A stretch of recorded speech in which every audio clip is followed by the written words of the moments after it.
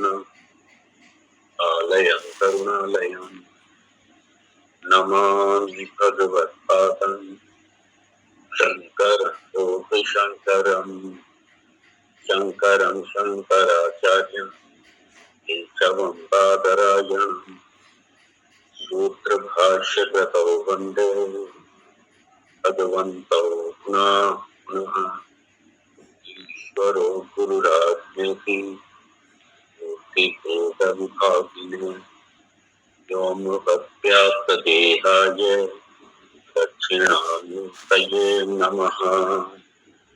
ॐ सदाशिवसमारम्भाम्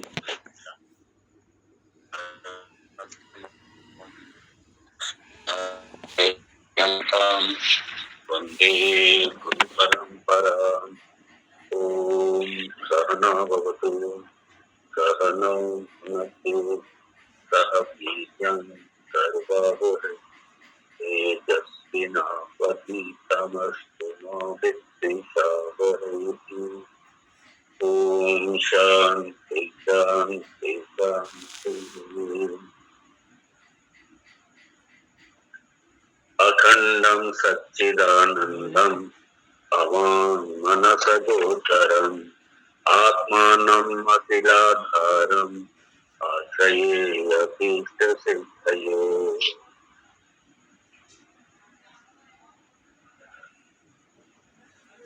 20वां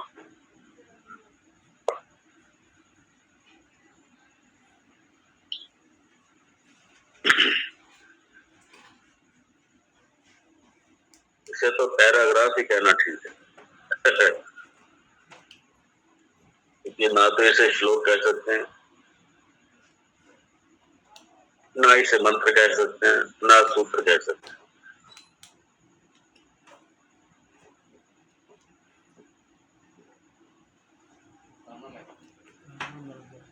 ये मिल जाएंगे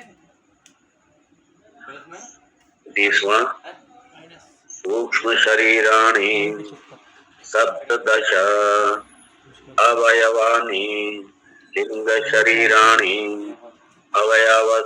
अवयवाः तु ज्ञानेन्द्रिये पंचकं बुद्धि मनसि कर्मेन्द्रिये पंचकं वायु पंचकं तत्ति ज्ञानेन्द्रियाणि श्रोत्र चक्षुः जिह्वाघ्राणाख्यानि एतानि आकाशादीनां सात्विकांशेभ्यः व्यस्तेभ्यः पृथक् पृथक् क्रमेण उत्पद्यन्ते। पहले एक टन का तो डेढ़ हजार एक काम नहीं कर रहा, ये भी काम नहीं कर रहा है, वो कूलिंग कर रहा हो। सृष्टि प्रक्रिया, सृष्टि कैसे उत्पत्ति हुई? सृष्टि पहले सूक्ष्म तत्वों की उत्पत्ति बताई और सूक्ष्म तत्वों की उत्पत्ति किससे? परमात्मा से, आत्मा से। अब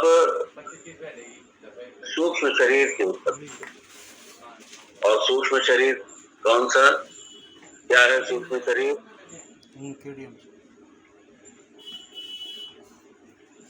17 अंग वाला ये सूक्ष्म शरीर, 5 ज्ञानेन्द्रियां, 5 कर्मेंद्रियां, 5 प्राण और नहीं, इस पे नहीं आ मन बुद्धि।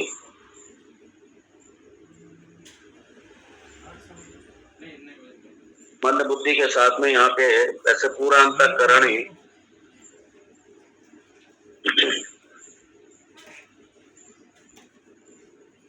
तो यहाँ ज्ञानेन्द्रिया, क्यों ज्ञानेन्द्रियाणि? क्योंकि इन्हीं इंद्रियों से ही हमें इस जगत के विषयों का ज्ञान।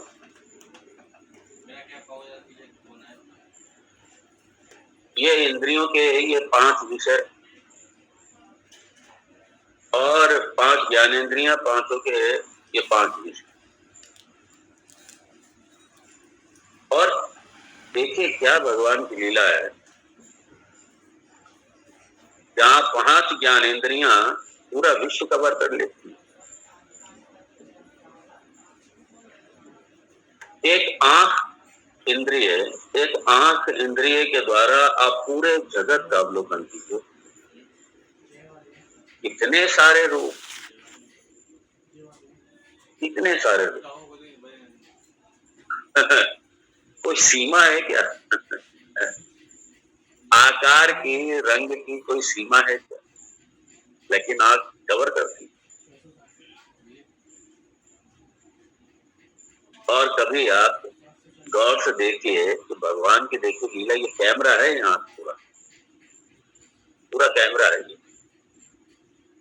जैसे कैमरे में पिक्चर लिया जाता है तो सारा दृश्य सामने का पूरा उसमें इस कैमरे के छोटे से लेंस में आ जाता है। ऐसे ही ये भगवान का लगाया हुआ लेंस हमारे छोटा सा बिल्कुल, और उसमें सारे का सारा परिलक्षित हो जाता है, सारा दिखाई देता हो। बिल्कुल अचंभा है। कई बार बड़ा आश्चर्य होता है, ये लोग छोटे मोटे आश्चर्य, इंसानों के छोटे मोटे आश्चर्य के लिए इतने पागल होते हैं। कहीं कोई जरा सा, कोई हल्का फुल्का छोटा सा कोई चमत्कार दिखाई दे जाए, उसके पीछे भाग पड़ेंगे एकदम से, पता नहीं जैसे क्या है, और उसके पीछे भाग पड़ेंगे। और जब 4 भागेंगे, 4 नहीं भागेंगे, 400 भागेंगे, 400 नहीं, 400, 1000, करोड़ों भाग पड़ेंगे। और क्या, किसके लिए? एक छोटा सा कोई चमत्कार करते हो। और परमात्मा का जो कदम कदम पर जो चमत्कार है, परमात्मा की सारी सृष्टि आश्चर्यमय है, पूरी सृष्टि। अपने शरीर का अवलोकन कीजिए, आंख का अवलोकन कर लीजिए, क्या आश्चर्य है। इसलिए बार बार भगवान को प्रणाम करने का दिल करता है। क्या सृष्टि बनाई है भगवान ने। चमत्कार, सारा चमत्कारों से भरा पड़ा है। हमारे शरीर का एक एक अंग चमत्कार है ये। लेकिन ये चमत्कार जो है ना, बहुतायत में आम है, तो इसलिए हम लोगों को वैल्यू नहीं पता चलती।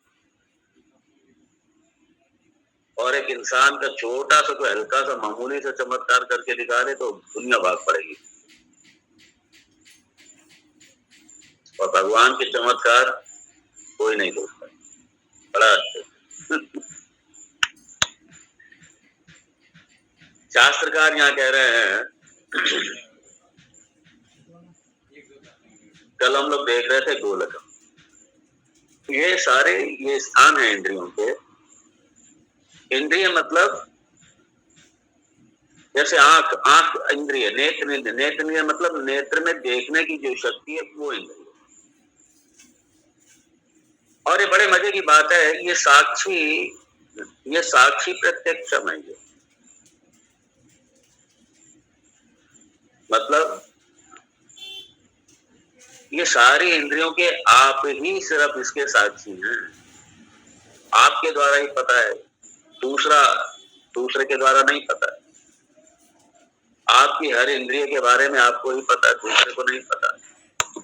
आप जब बताएंगे तो पता चलेगा दूसरे। इसलिए साक्षी प्रत्यक्ष में आपको ही अपनी इंद्रियों का पता चलेगा। आपको मतलब आत्म तत्व की दृष्टि से, और ये आत्म तत्व की दृष्टि से आपके द्वारा ही सारी शक्तियां पा रही हैं। आपके द्वारा मतलब, जब मैंने कहा आपके द्वारा मतलब साक्षी आत्म तत्व के द्वारा, दूसरे शब्दों में उसी परमात्मा के द्वारा, उसी परमात्मा के द्वारा। और वही सारे इंद्रियों को, सारी इंद्रियां उसी से शक्ति लेकर के, उसी की ताकत से, उसी की ऊर्जा से सब अपना अपना कार्य कर रहे हैं। सारे अपना अपना कार्य कर रहे हैं। अब आगे ये हम लोगों ने देख लिया था, ज्ञानेन्द्रियाणि श्रोत्र तत्चक्षु जिह्वा घ्राण आख्यानि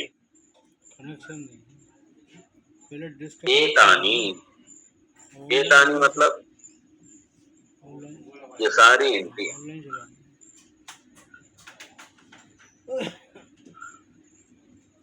आकाशादीनाम सात्विकांशेभ्यः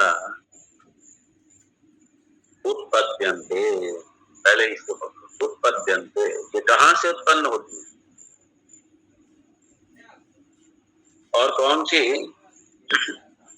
ये इसी आकाश, आकाश, वायु, अग्नि, आपः मतलब जल और पृथ्वी, इन्हीं पांचों जो सूक्ष्म तत्व, ये ध्यान दीजिएगा, जो पांच जो सूक्ष्म तत्व हैं उनके सात्विक अंश से ही, सत्व अंश से ही इन्हीं ज्ञानेंद्रियों की उत्पत्ति होती है।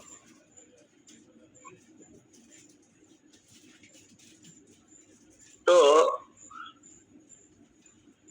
श्रोत्र, ये जो कान है, कान के गोलक नहीं, इसके पीछे जो इंद्रिय है वो किससे उत्पन्न हो रहे हैं? आकाश के सात्विक अंश से कान उत्पन्न, श्रोत्र इंद्रिय, और वायु के सात्विक अंश से त्वक इंद्रिय, त्वक इंद्रिय ये उत्पन्न होती है। इसलिए आप देखेंगे जैसे ही वायु चलेगी आपके शरीर को पता चलेगा, वायु का स्पर्श आपके शरीर को पता चलेगा।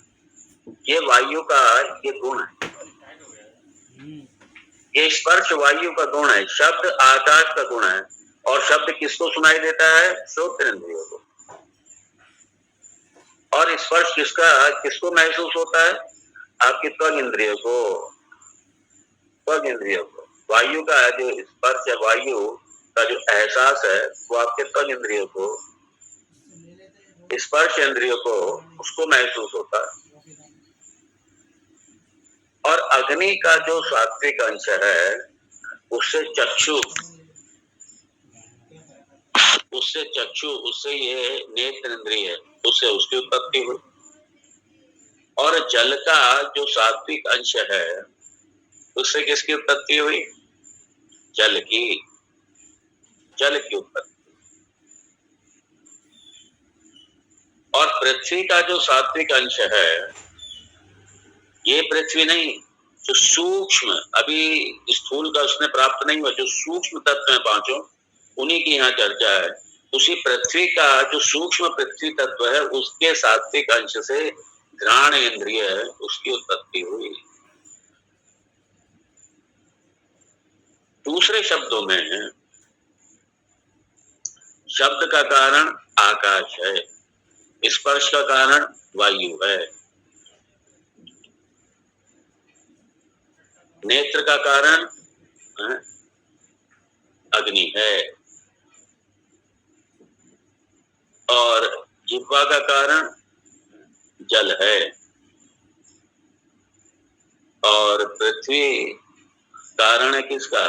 घ्राण का, घ्राण इंद्रिय का। घ्राण इंद्रिय का कारण पृथ्वी है।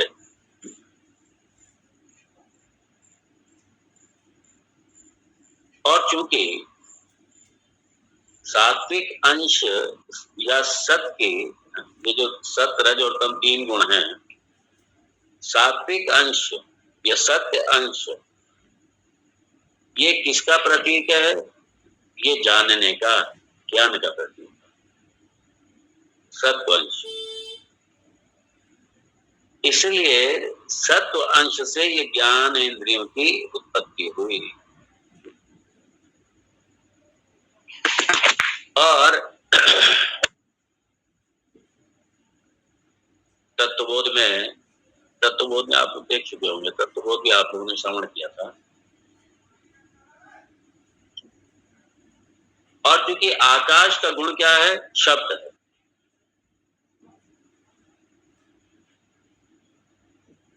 और अभी वो ध्यान देना, अभी व्यक्त नहीं, अभी अव्यक्त है, क्योंकि सूक्ष्म।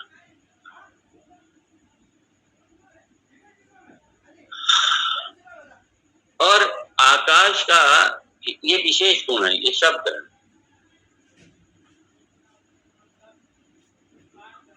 और इसलिए चूंकि जो हमारे कान है हमारे, जो श्रोतेंद्रिय है, श्रोतेंद्रिय इसका इसका पिता कौन है? आकाश। इसलिए आकाश का गुण कान में आएगा, श्रोतेंद्रिय में आएगा, श्रोतेंद्रिय में। और इसी तरीके से सब कारण के जो गुण हैं अपने अपने कार्यों में आएंगे। तो आकाश का गुण शब्द है, वो आकाश का कार्य क्या है? आकाश का कार्य श्रवण इंद्रिय, तो उसमें आ गया।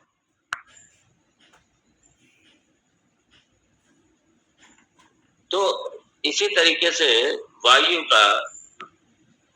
का जो विशेष गुण है क्या है? वो स्पर्श। और वायु से त्वक इंद्रिय का जन्म हुआ, तो वायु का गुण किसमें आ गया? त्वक इंद्रिय में आ गया, स्पर्श का त्वक इंद्रिय में आ गया गुण।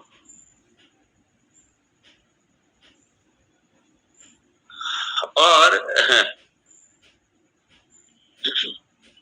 अग्नि, अब इसमें बहुत ध्यान देना,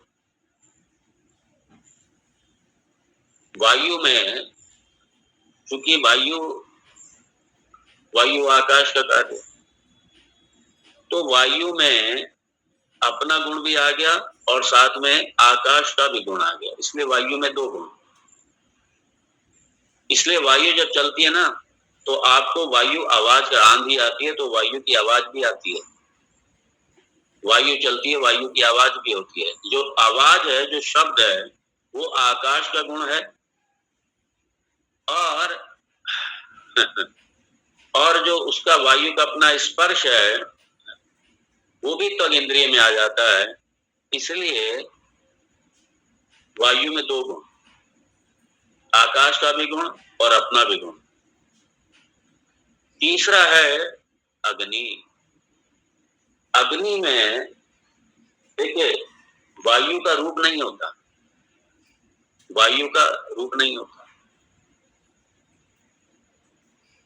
और आकाश का रूप नहीं होता, कोई आकाश का। वायु का रूप नहीं होता, आकाश का रूप नहीं होता। शब्द है, स्पर्श है, शब्द और स्पर्श, और उसके बाद में अग्नि में अग्नि का जो अपना जो गुण है वो दाहक है, जलाना। और आकार लेती है अग्नि, ध्यान देना। अग्नि जो है रूप लेती है, आकार लेती है, रंग लेती है।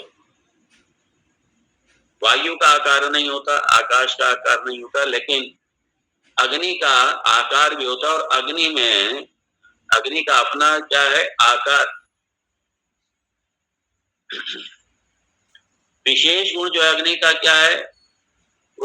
रंग रूप है, रंग रूप है। तो रंग रूप है और स्पर्श और शब्द, ये अग्नि के चार गुण हो गए। तो आकाश का शब्द भी अग्नि में आ गया, वायु का स्पर्श भी अग्नि में आ गया, और अग्नि का जो रंग है, रंग या रूप, ये दोनों रंग रूप को एक ही कहिए। तो ये अग्नि में तीन गुण हो गए। इसलिए अग्नि का स्पर्श, जब अग्नि आप स्पर्श करेंगे तो ये जो त्वक इंद्रिय है फौरन अग्नि का एहसास होगा, ये वायु का गुण है। और अग्नि आवाज भी करती है, अग्नि आवाज भी करती है।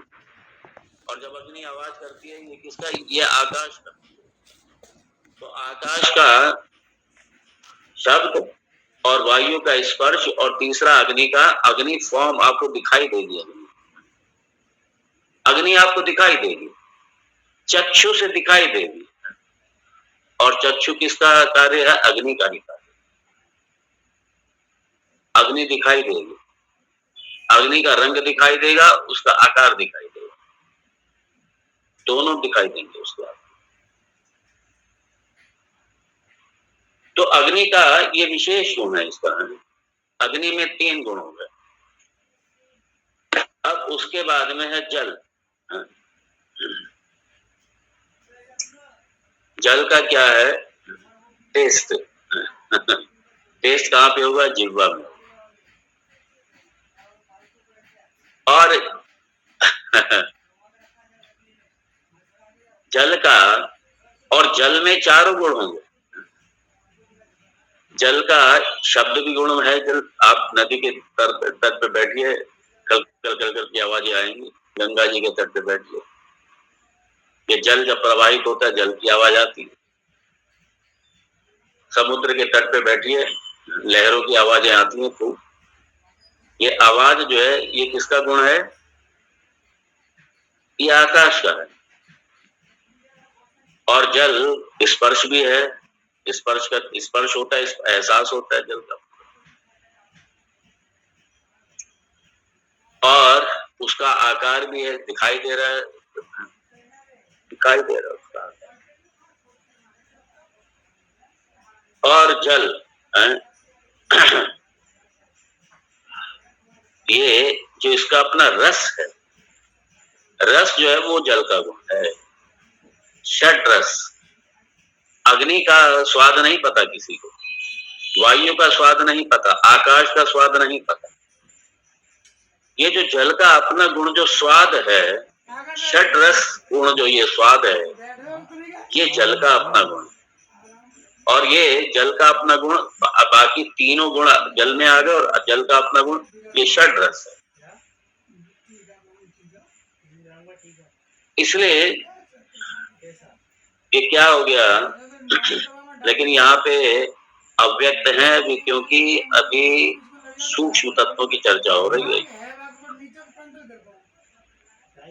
तो सारे अभी अव्यक्त रूप में चल।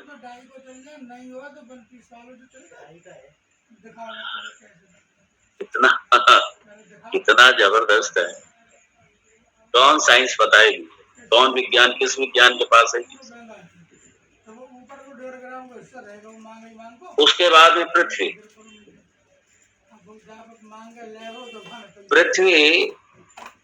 पृथ्वी में ऊपर के चारों गुण हैं, शब्द भी है, स्पर्श भी है, रूप भी है, और रस भी है। उन चारों में गंध नहीं है। आकाश में गंध नहीं है, वायु में गंध नहीं है। आप मैंने नहीं, वायु में गंध, अरे वायु में गंध नहीं है। वायु में जो गंध मिलती है ये पृथ्वी तत्व की मिलती है, वायु की अपनी गंध ही नहीं है। पृथ्वी तत्व की गंध मिलती है सर। और पृथ्वी का ये विशेष गुण ही पृथ्वी का है, गंध जो है पृथ्वी का। अग्नि की गंध नहीं है, जल की गंध नहीं है, वायु की गंध नहीं है, आकाश की गंध। हाँ तो बन जाएगा। गंध है पृथ्वी। और इसलिए अग्नि में, अग्नि 5 गुण संपन्न हो गई। मांग कहाँ है? मांग डाई की कैसी है? और नीचे का कैसा मांग रहा है वो? डाई कैसे जाएगा? 3 नंबर बन जाएगा, हंस का बन जाएगा। वो किताब कृष्ण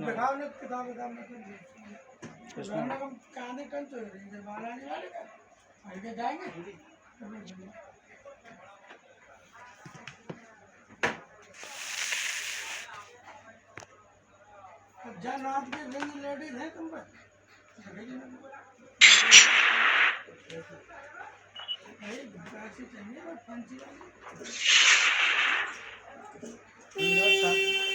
चार नंबर वाला, 4 नंबर वाले थे।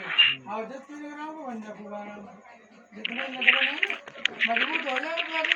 माइक बंद है, शायद आवाज नहीं आ रही। बनवाई दिए तो वहाँ पर डाल जाएंगे तो बनवा गए, मांग फिर हम दुकान को जोड़ देंगे, काबू लगा देंगे। ठीक है। ये स्वामी जी आवाज नहीं आ रही है। शब्द जो है ये किसका स्पीकर खुला है? ऑन ऑफ रखिए स्पीकर आप। कान जो है, श्रोतेंद्रिय जो है, इसमें एक गुण है, ध्यान दीजिएगा।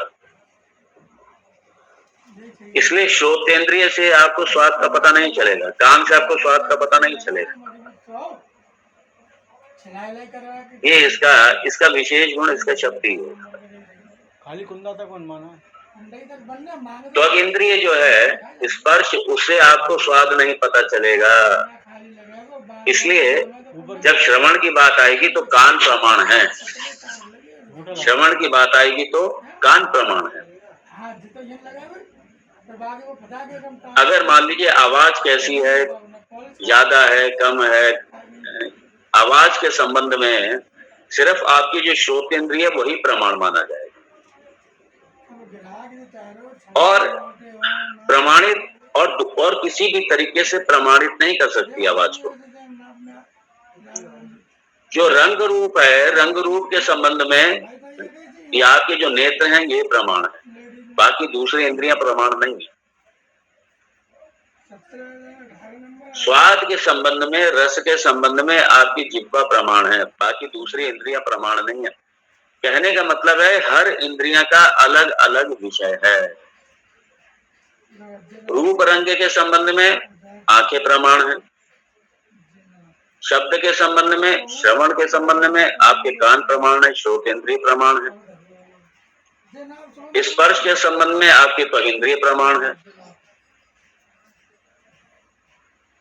और रस के संबंध में ये जिह्वा प्रमाण है, स्वाद के संबंध में जिह्वा प्रमाण है, और सूंघने के संबंध में ये आपके नाक प्रमाण है, घ्राण प्रमाण है। इनके विषय हैं ये सब। दूसरा प्रमाण, मान लीजिए 5 ज्ञानेंद्रियां हैं, हर ज्ञानेंद्रिय का एक अपना विषय है, और उस विषय के संबंध में वो विशेष ज्ञानेंद्रिय प्रमाण है, दूसरा कोई प्रमाण नहीं है। दूसरे प्रमाण से ना तो सिद्ध कर सकते हैं ना असिद्ध कर सकते हैं, दोनों नहीं कर सकते। जैसे शब्द के संबंध में, आवाज के संबंध में कान प्रमाण है, दूसरे प्रमाणों से आप ना तो सिद्ध कर सकते हैं ना असिद्ध कर सकते, कुछ नहीं कर सकते। इसलिए ये अपने अपने विषय में स्वतंत्र प्रमाण है, पूरी तरह स्वतंत्र प्रमाण सारे। और इनकी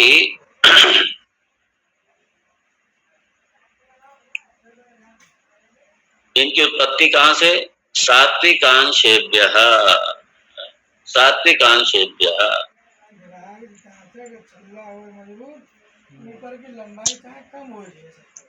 और कैसे? व्यस्तेभ्यः, व्यस्तेभ्यः मतलब स्वतंत्र रूप से, स्वतंत्र रूप से। आकाश बिना किसी दूसरे तत्वों का सहारा लिए अपने सात्विक अंश से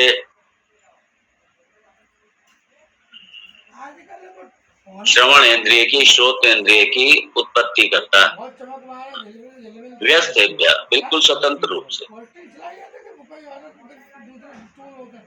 मतलब दूसरे तत्वों के सहारा लिए बिना ही उत्पत्ति करता है।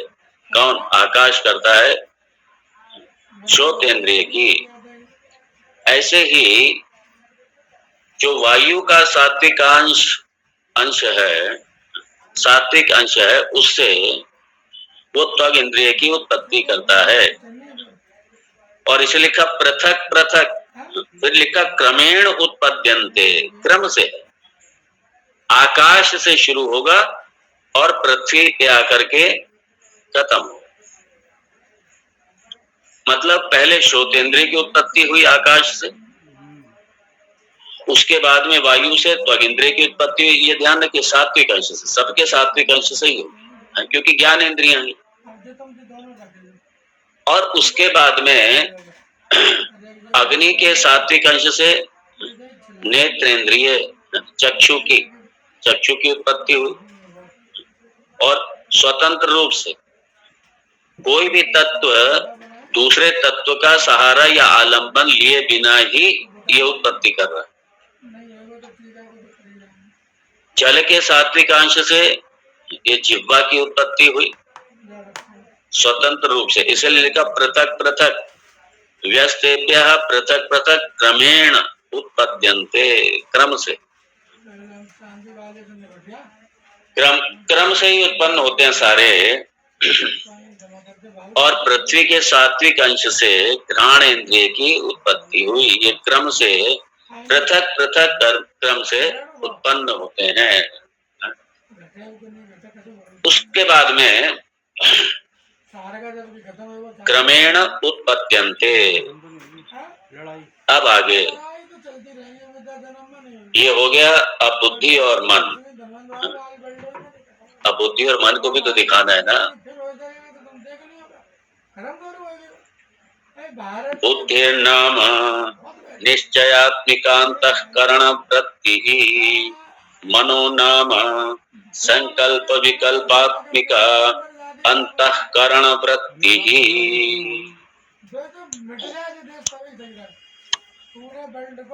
अनयोः एव चित्त अहंकारयोः अंतर्भावः एते पुनः आकाशादिगत सात्विकांशेभ्यः मिलितेभ्यः उत्पद्यन्ते, एतेषाम् आकाशात्मकत्वात् सात्विकांश कार्यत्वम्।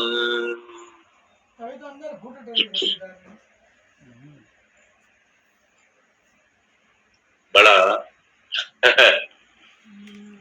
अच्छे तरीके से किया है। बुद्धिर्नाम निश्चयात्मिका अंतःकरण वृत्ति, अंतःकरण वृत्ति।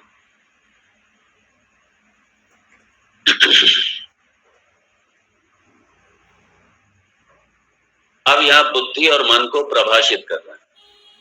ये बुद्धि मन की परिभाषा है। संकल्पात्मिकम, संकल्प विकल्पात्मकम मनः तत्वबोध में दिया था, या थोड़ा सा उससे थोड़ा सा डिफरेंट, थोड़ा हल्का सा अलग तरीके से समझाया।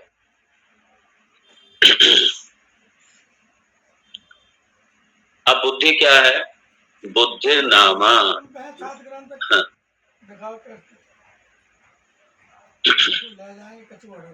अब बुद्धि क्या है? बुद्धि निश्चयात्मिका अंतःकरण वृत्ति,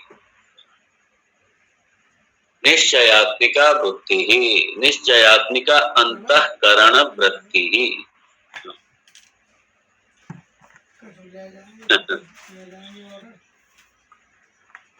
अंतःकरण, अंतःकरण का अंग्रेजी में देखा जाए तो कोई नहीं हुआ, इंटरनल ऑर्गन कह देते हैं उसको। करण का मतलब ऑर्गन हो गया, इंस्ट्रूमेंट हो गया, इनर इंस्ट्रूमेंट कह दिया, इनर इंस्ट्रूमेंट। तो इसका मतलब क्या है?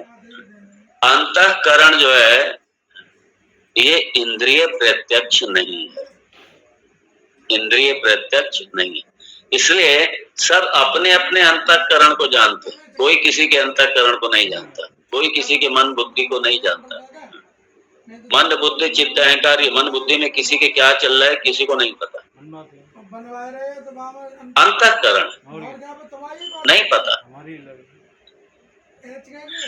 इसलिए बड़े बड़े शातिर जो अपराधी कई बार अपराध करते हैं, देखने में इतने भोले रहेंगे और अंदर उनकी क्या प्लानिंग चल रही है पता ही नहीं। अभी अभी वर्तमान का ही कोई दुर्घटना घटी है। ये दुर्घटना क्या, क्राइम अपराध है। ये इंदौर का जो पता नहीं कौन कोई शादी कर ले और शादी करके उसके बाद घूमने गए। अब अंतःकरण में उसके क्या पता चल रहा, क्या उसके अंदर क्राइम, क्या क्या भावना चल रही, किसी को पता ही नहीं। उसने शो ही नहीं होने दिया किसी, और ले जाके कत्ल करा दिया, कुछ पता नहीं। इसलिए कई बार कितने कितने साल आपस में लोग रहते हैं साथ में, और उसके बाद में क्या अंदर प्लानिंग चलती है, क्या अंदर एजेंडा, किसी को पता ही कुछ नहीं। 75 से अब उसका ले जाके कत्ल करा दिया उसको। ये इस तरीके के अपराध और हमारी में हमारी पूरी कि हम खाली आर्थिक स्तर पर अगर हम प्रगति कर रहे हैं, मान लीजिए, और नैतिक स्तर पर, धार्मिक स्तर पर, चरित्र के स्तर पर, और अगर इसका पूरी तरीके पतन हो रहा है तो काहे की उन्नति है भाई? वो किस बात की उन्नति?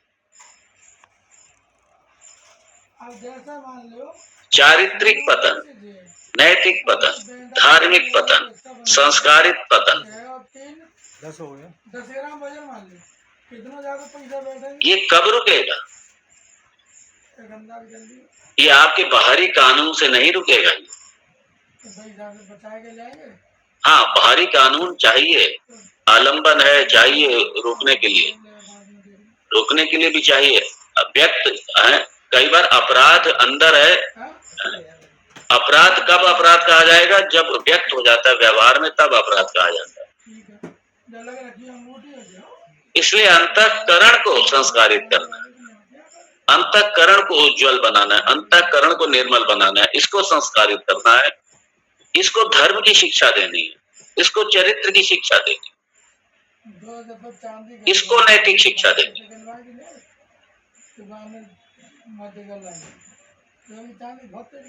जब तक अंतःकरण नहीं संस्कारित होगा, जब तक अंतःकरण नहीं धार्मिक बनेगा, पवित्र बनेगा,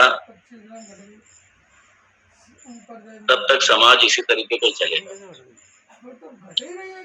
इसलिए मात्र एक तरफा उन्नति, सिर्फ आर्थिक पक्ष, सिर्फ भौतिक पक्ष, आर्थिक पक्ष, पैसा आ जाए, ये बना ले, वो बना ले, जरूर कमाओ पैसा भाई, लेकिन पैसे के साथ साथ धर्म भी तो कमाओ। धर्म की शिक्षा इसलिए जरूरी है।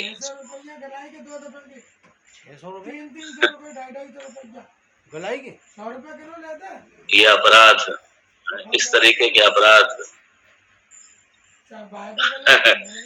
बड़ा दुर्भाग्य है।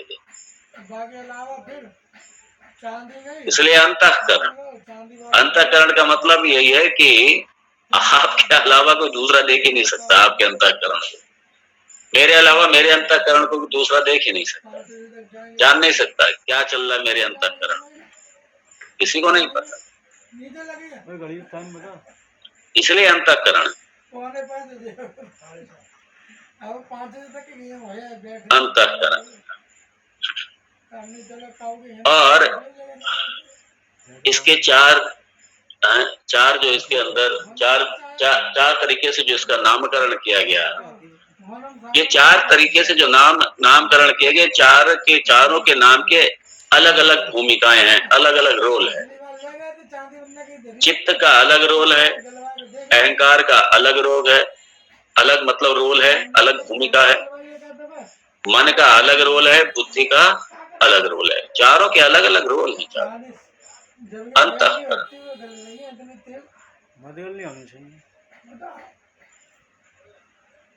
ये अंतःकरण देखा जाए एक ही, लेकिन 4 अलग अलग इसकी रोल हैं, 4 अलग अलग इसके 4 कर्म हैं, इसके 4 अलग अलग इसके भूमिकाएं हैं। इसलिए 4 अलग अलग नामों से इसको परिभाषित कर दिया गया, 4 अलग अलग नाम दे दिए गए। 80,000 रुपया तो करीब और जब इसको हम कहते हैं बुद्धि, निश्चयात्मिका बुद्धि, तो एक खास फंक्शन है बुद्धि का। बुद्धि का एक कार्य है, विशेष कार्य है बुद्धि का, और उस कार्य के आधार पर ही हम कहते हैं बुद्धि। तो जब कभी भी ये अन्वेषण का काम करती है, ध्यान दीजिए, जब अन्वेषण का कार्य अंतःकरण करता है, डिस्क्रिमिनेटिंग का, विवेक का, निश्चय करने का, क्या सही है क्या गलत। और निश्चय कब होगा? निश्चय से पहले डाउट होगा, शंका होगी, संशय होगा।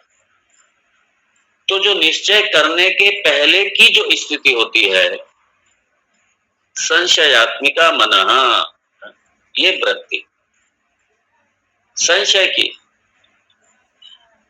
संशयात्मका मनः और निश्चयात्मिकम बुद्धि। तो जहां पे संशय बना रहेगा समझ लीजिए वहां मन काम कर।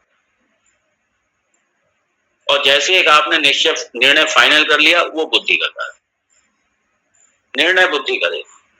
जैसे निर्णय हुआ ये बुद्धि का कार्य, और संशय संकल्प विकल्प उठ रहे हैं मन में, ये मन का कार्य।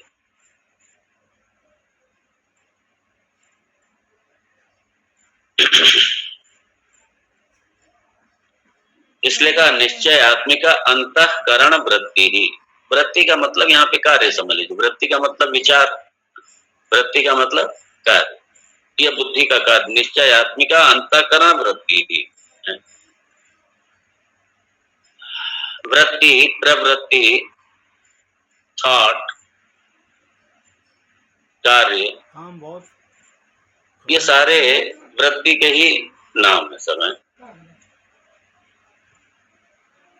और मन नाम संकल्प विकल्पात्मिका अंतःकरण वृत्ति ही। निर्णय करने से पहले जब माइंड में चल रहा होता है, माइंड में दुविधा की स्थिति, जब दुविधा की स्थिति अंतःकरण में, दुविधा की स्थिति है, अस्थिरता की स्थिति है या ऑसोलेशन है। ये जो घड़ी का पेंडुलम चलता है ना, दोलन, इसी को ऑसोलेशन बोलते हैं। तो जब ये चल रहा है पेंडुलम की तरह, इधर उधर चल रहा है, वो मन की स्थिति है, वो मन की स्थिति, दुविधा की स्थिति, अस्थिरता की स्थिति, ये मन की स्थिति,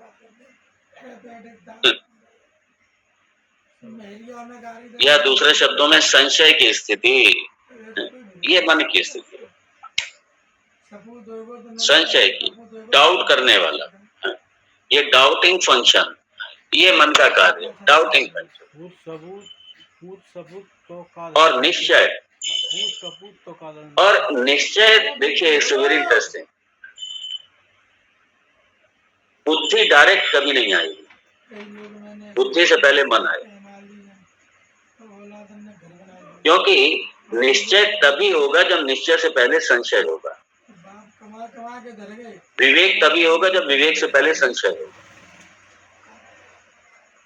ये करें वो करें, ऐसा करें वैसा करें, ये सारा मन है। और जब निर्णय लेने की बात आएगी, बुद्धि ने कहा नहीं यही, दैट इज बुद्धि। इसलिए निश्चय आएगा संशय के बाद में। इसलिए कहते हैं ना इंक्वायरी करो। इंक्वायरी करो मतलब क्या? संशय है तभी तो इंक्वायरी करो। अन्वेषण करो मतलब इंक्वायरी करो। क्यों इंक्वायरी करो? क्योंकि संशय है। इसलिए निश्चय बनेगा ही नहीं। निश्चय बनने से पहले जब हम कहते हैं इंक्वायरी करो, अन्वेषण करो, अन्वेषण का मतलब है क्या? कि अभी पूरी तरीके से स्थिरता नहीं है, मतलब मैं अभी श्योर नहीं हूँ, इसलिए इंक्वायरी करो। छोटे भाई को दे दिया, अब तू संभाल। इसलिए कहते हैं ना सेल्फ इंक्वायरी, आत्मान्वेषण करो। आत्मान्वेषण क्यों करो? क्योंकि अभी मेरा ये श्योर ही नहीं है। क्या श्योर नहीं है? कि मैं हूँ कौन? शंका है। ये लग तो रहा है कि मैं हूँ, लेकिन पता नहीं ये आखिर मैं हूँ कौन? पढ़ाई काम था हमारा, ये संशय। इसलिए इंक्वायरी करो। और जब इंक्वायरी आए, एक बेटी है,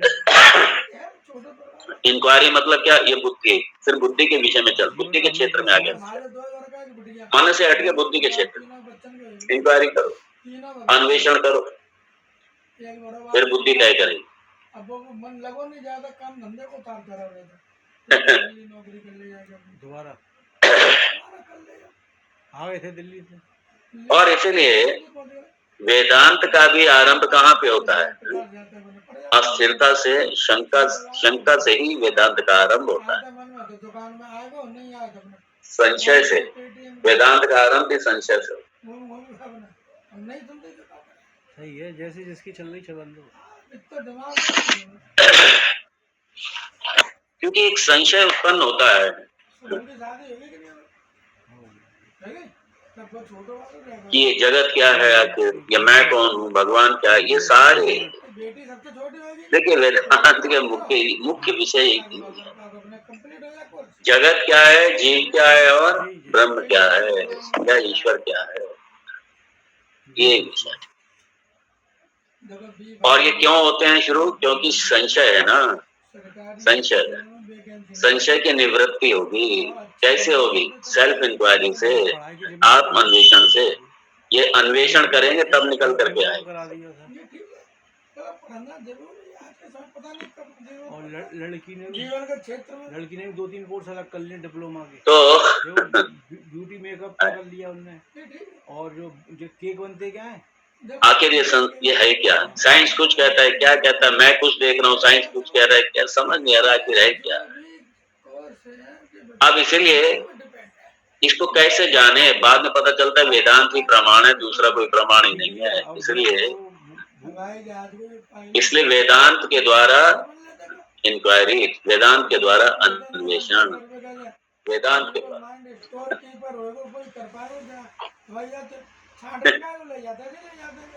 रेल के इंजन के ड्राइवर और वेदांत के द्वारा अन्वेषण हुआ सब कंप्यूटराइज्ड है। मौसम कैसा है आगे तभी तो दिमाग खराब हो जाता है कि तुम्हारा दिमाग कितना और इसीलिए वेदांत का हम लोग श्रवण क्यों कर रहे हैं? सकता है।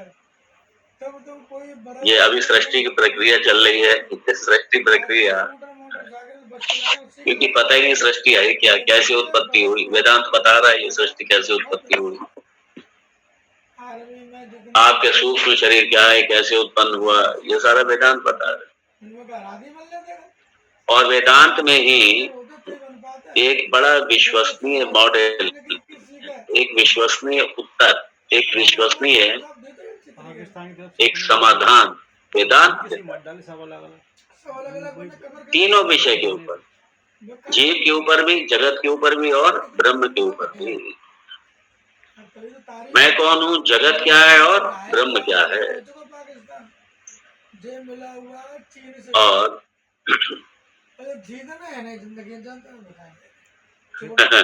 इसलिए संकल्प विकल्प मतलब प्रॉस कॉन्स। संकल्प विकल्प मतलब प्रॉस, संकल्प मतलब पक्ष प्रॉस, और विकल्प मतलब विपक्ष कॉन्स। प्रॉस कॉन्स हम लोग कहते हैं ना अंग्रेजी में, pros cons. Let us know the pros cons of the situation or whatever. तो संकल्प विकल्पात्मकम ये अंतःकरण वृत्ति, ये अंतःकरण वृत्ति भारत का विश्व का चौथे नंबर का पैसा है। और विश्व बराबरी जो भी है बच्चा मुझे संकल्प विकल्पात्मकम मनः निश्चयात्मिका बुद्धि ही। जब एक डिसीजन हो गया, डिसाइड कर लिया, ये किसका काम है? ये बुद्धि, निश्चयात्मिका बुद्धि। तो निश्चयात्मिका बुद्धि, संकल्प विकल्पात्मका मनः, इसलिए मनो नाम संकल्प विकल्पात्मिका अंतःकरण वृत्ति ही। अब देखो वो भी ऐसी है, चाहे सही हो चाहे ऊपर से हो, ज्यादा खुलकर देश के संग चल रही हिंदुस्तान में। अच्छा एक बात और, अंतःकरण वृत्ति। दुनिया भर के मुसलमान जो मीटिंग कर रहे थे कि मोदी के खिलाफ, तो अब अनयोः एव चित्त अहंकारयोः अंतर्भावः, चित्त अहंकारयोः अंतर्भावः। वो कहावत नहीं, घर में जब औरतें ज्यादा लड़ रही हो तो एक न एक बच्चा को पीट दो तुम उठाएंगे। चित्त और अहंकार, तो शैतान ये इसमें मतलब ये अंतर्भाव, मतलब इसमें इसमें ये भी छुपे हुए। पाकिस्तान में जो आपत्तिकरण कर रहा हूँ रोज कश्मीर में घटना। तो अंतःकरण में चित्त और क्या है, अहंकार, अंतर्भाव, मतलब इनको भी शामिल किया जाना चाहिए। अंतर्भाव शामिल इनको भी किया जाना चाहिए। और अगर देखा जाए जो चित्त है इसको, ये किसके करीब है, ये बुद्धि के करीब, ये बुद्धि के करीब है। और जो अहंकार है ये मन के करीब। मन में अहंकार, अहंकार मन के साथ है। अहंकार मतलब मन में अहंकार को भी आप ले लें और बुद्धि में आप चित्त को भी ले लें। तो बुद्धि जो है ये चित्त के साथ में है और अहंकार किसके, ये मन के साथ में है। अहंकार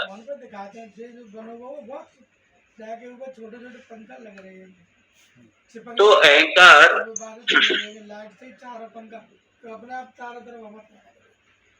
या दूसरे शब्दों में मतलब ऐसा नहीं है कि चित्त मन के साथ में नहीं है या अहंकार बुद्धि के साथ में नहीं है, ऐसा मत समझ। मतलब अधिकांश जो परसेंटेज है ये है तो सारे मिले हुए, लेकिन जब इनको हम अलग अलग समझेंगे तो इनके कार्य के ही आधार पे अलग अलग समझेंगे, इनके कार्य के आधार पे अलग अलग।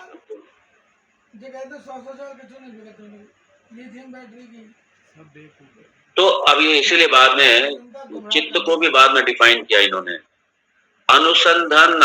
अनुसंधानात्मिका अंतःकरण वृत्ति चित्तम। इसलिए अनुसंधानात्मिका अंतःकरण वृत्ति चित्तम। तो जो अनुसंधान करने की जो वृत्ति है, जो कार्य है, अनुसंधान करने का जो कार्य है,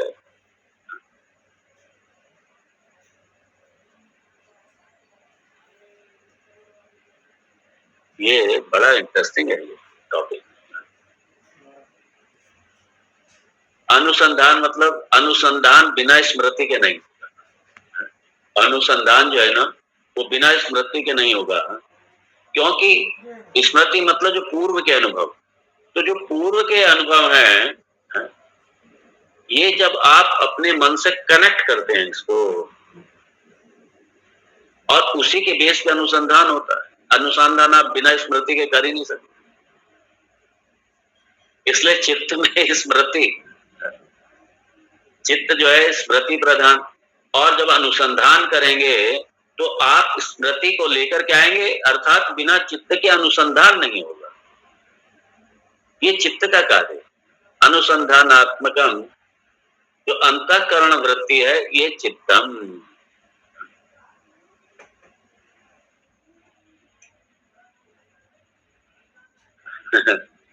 तो जो आपने जो चित्त में पुराने आपके जो स्मृति रूप में जो अनुभव भरे पड़े हैं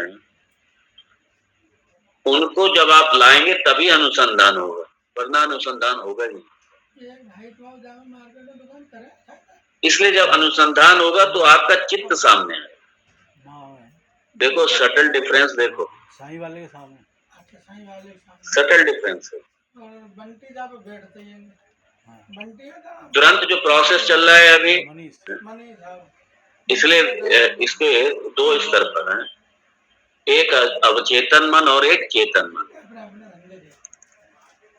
अवचेतन मन मतलब आपका जो पुराना सारा भरा पड़ा है वो अवचेतन, और अनुसंधान होगा अवचेतन मन के आधार पर, अवचेतन चित्त के आधार पर ही उसका अनुसंधान। जो भरा पड़ा है पुराने अनुभव उसके आधार पे आपका अनुसंधान करेंगे, ये आपका अवचेतन मन पर आधारित हो गया। और जो बुद्धि है, बुद्धि चेतन, अभी जो मान लीजिए जो आप श्रवण कर रहे हैं, जो देख रहे हैं, तुरंत के तुरंत जो निर्णय लिए जाते हैं, जो तुरंत के तुरंत निर्णय लिए जाते हैं, सारा बुद्धि कर रही है सब। छूटा तो नहीं है वो, यहाँ पे चित्त निकल के नहीं आएगा चेतन मन में। चेतन अवचेतन मन जब कार्य करेगा तब चित्त निकल के आएगा। ये बड़ा इंटरेस्टिंग है। लाइट वाइट लगा के उन्होंने। तो एक मुरली मनोहर वो तो नहीं है कपूर को भैया, बड़ा सूक्ष्म है इसमें, बिल्कुल है। और कपूर को भैया तो बैठे ना बस, वो आम है, वो सबसे पहले वो सबसे पहले उसके सामने चित्त और बुद्धि। इधर हाँ। मैं तो शुरू करो सोने गाँव में। जैसे आप अपनी पुरानी स्मृतियों के आधार पे अपना कर रहे हैं तो तुरंत आपका चेतन मन जागृत हो गया और वहां चित्त आपका जागृत हो गया। आई बाबा काव ने चेक करो वो जांच करिए। तो चित्त के साथ में बुद्धि एनालिसिस कर रही है अब बैंक में आपकी स्मृतियों के आधार। नहीं नहीं ज्वेलरी का जांच नहीं करेंगे। 36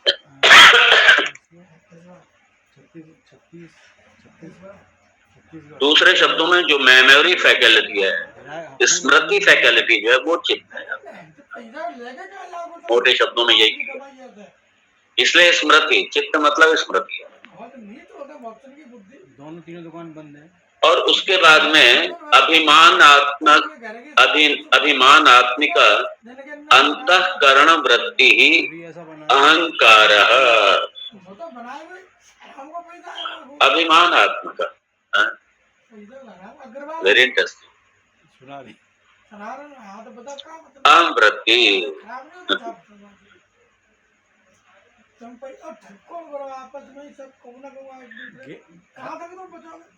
तो इसे कहते हैं ये अहम वृत्ति, आई थॉट। अंग्रेजी में अगर क्या आई थॉट, अहम वृत्ति, मैं हूँ, ये अभिमान। फिर मैं ये हूँ वो हूँ, ये सब बात नहीं, पहले मैं हूँ। मैं क्या हूँ? मैं सच्चिदानंद नहीं है। मैं क्या हूँ? फिर मैं के साथ में सारा जगत आ। पहले देह से शुरू होगा, फिर देह के बाद में संबंधों जाएगा, संबंधों के बाद में देह के जहाँ जहाँ देह का ये मेरा जुड़ा हुआ है वहां तक देह चला जाएगा, वहां तक अहंकार चला। इसलिए अहंकार शुरुआत होगा आपका देह से और देह के बाद में फिर जगत से आएगा। मेहनत तो किसी को होनी रही। फिर आपके घर पे आएगा, आपके संबंधों में आएगा, बच्चों में आएगा, मकान संपत्ति में आएगा, सब पे आएगा, फिर देश पे आएगा, फिर आपके शहर पर, देश पर। फिर इस तरीके से अहंकार जो है, अहंकार गुब्बारा फूलता चला जाता है। देह से अहंकार बना और उसके बाद गुब्बारा फूलता चला जाएगा, बड़ा होता चला जाएगा, बड़ा होता चला जाएगा। रात को न्यूज देख रहा था टीवी पे, ये अहंकार। काशी में 200-250 वो नकली पुजारी पकड़े गए। मैं ऐसा सोचता हूँ, मैं वैसा सोचता हूँ, मैं ये करता हूँ, मैं वो करता हूँ। ये अक्सर ये व्यवहार, ये अहंकार। बिहारी मैंने ऐसा सोचा, मैंने ऐसा किया, मैंने ये किया, मैंने वो किया, मैंने ऐसा किया, मैंने वैसा किया, मेरा ये, मेरा वो। क्योंकि अहंकार आएगा तो ममकार भी आएगा। जहाँ ममकार है वहाँ अहंकार भी है। ये जुड़े हुए कनेक्टेड है दोनों। तो ये सारी ये अहम वृत्ति है और अहम वृत्ति का भी एक विषय है। अहम वृत्ति का विषय है।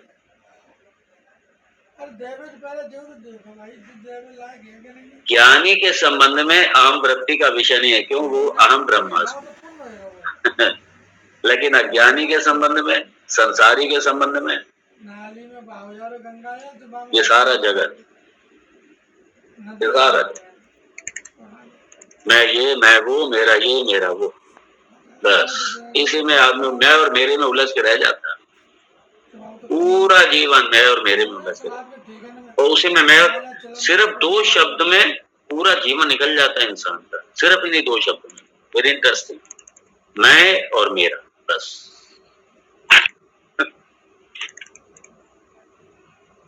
और फिर इसका थोड़ा और एक्सटेंशन होता है, मैं और मेरा। जब मैं और मेरा आएगा फिर तू और तेरा भी आएगा। यही 4 शब्द हैं। मैं और मेरा, तू और तेरा। मैं, मेरा, तू, तेरा, ये सब अहंकार, अहंकारात्मिका वृत्ति। ये अभिमानात्मिका, अभिमानात्मिका अंतःकरण वृत्ति। और इस वृत्ति को आपके अलावा कोई दूसरा नहीं जानता, इसलिए अंतःकरण वृत्ति है। इसलिए अंतःकरण के जो गुण धर्म है वो आपके अलावा कोई नहीं जानता। अहंकार के बारे में आपके अलावा मेरे मेरे मान लीजिए अहंकार मेरे उसके अलावा दूसरा कोई नहीं जानता। मैं मेरे का मैं मेरा जानता हूँ, आप अपने मैं मेरा का जानते हैं, मैं अपने मैं मेरा का जानता हूँ, सब अपने अपने मैं मेरा का जानते हैं। मैं अंदर क्या चल रहा है दूसरा कोई नहीं।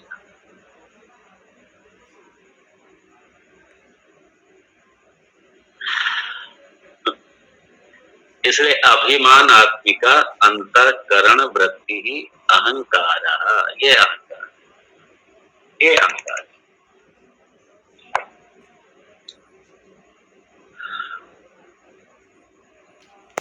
और